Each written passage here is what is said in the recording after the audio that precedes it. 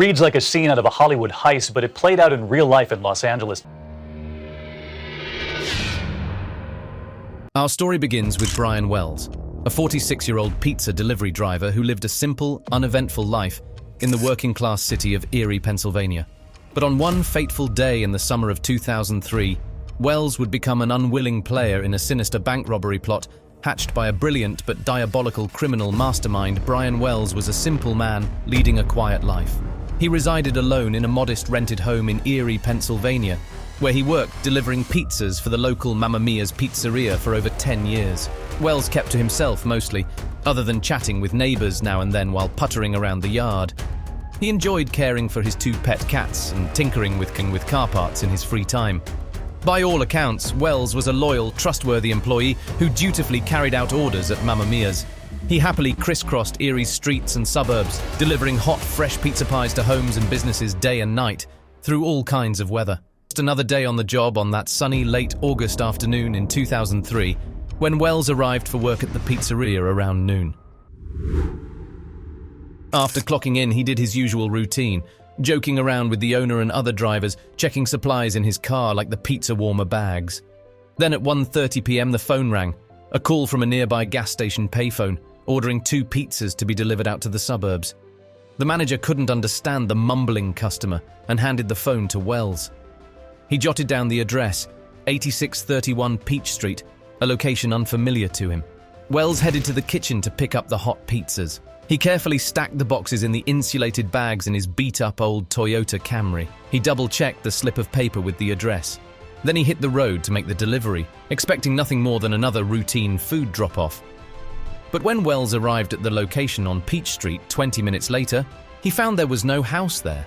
All that stood at the end of the dirt road was a tall broadcasting tower. This didn't seem right at all. Confused, Wells got out, holding the pizzas. Had he copied the address down wrong? Suddenly, 2 men leaped out from behind the tower, pointing guns directly at him. William Rothstein and Kenneth Barnes. Before Wells could react, he was tackled to the ground. A third figure emerged, Marjorie Deal Armstrong. Wells recognized her from around town, but why was she out here? This made no sense. Deal Armstrong coldly informed Wells he would now be part of their bank robbery plot. When he protested, she nodded to the men. They fastened a metal bomb collar around Wells's neck, made from a crude device of pipe bombs, timers, and wires. Deal Armstrong explained she needed $250,000 quickly, and Wells would get it by robbing a bank. If he didn't comply or alerted cops, Rothstein would remotely detonate the collar bomb.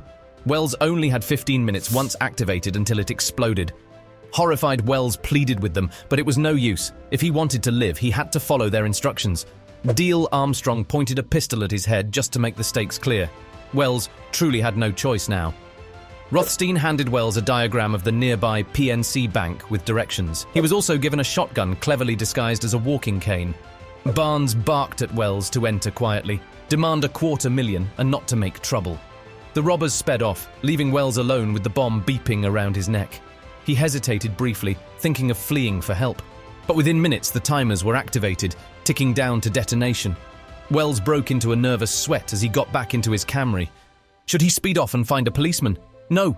The bomb could explode any second if he didn't comply, so he headed to the bank, pulse racing, just wanting this nightmare to end.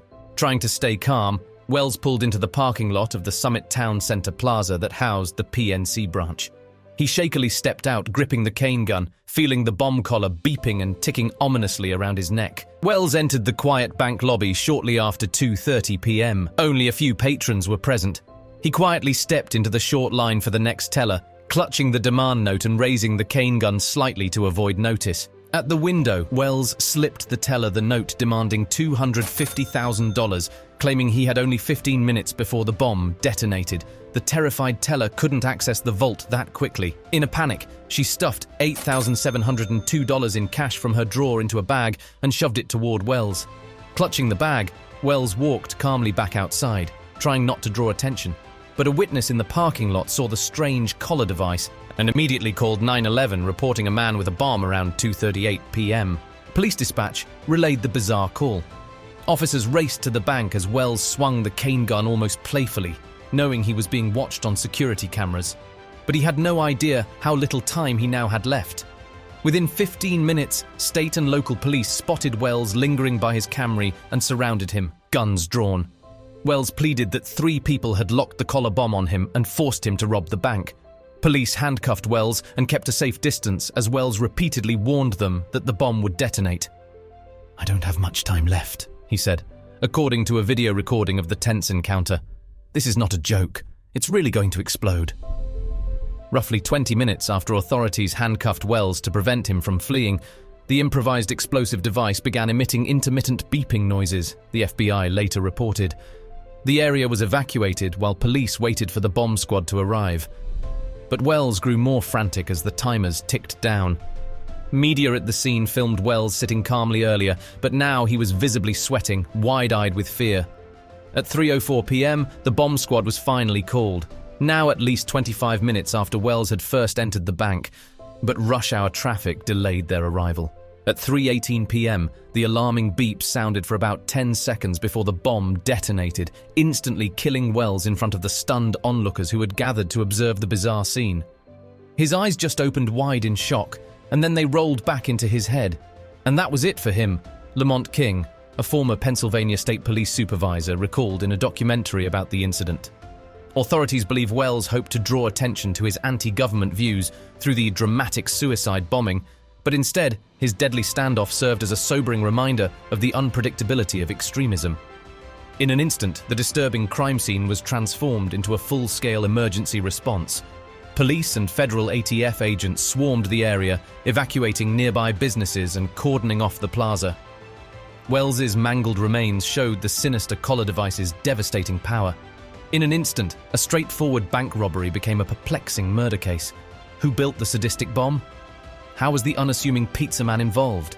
With few leads, police struggled to unravel the mysteries of the pizza bomber case that shocked the nation.